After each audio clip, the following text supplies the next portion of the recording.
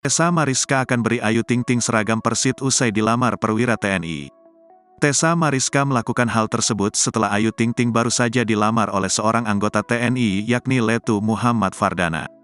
Tessa Mariska menganggap Ayu Ting Ting sebagai sosok yang santun sehingga pantas untuk menjadi ibu Persit kelak. Lantaran hal tersebut, Tessa berniat memberikan kain untuk seragam Persit kepada Ayu Ting Ting. Tessa mengaku dirinya sempat mendapatkan kain dari istri jenderal dan belum ia jahitkan hingga saat ini. Hal tersebut dilakukan Tessa lantaran dirinya merasa senang kala mengetahui Ayu Ting Ting akan menjadi juniornya.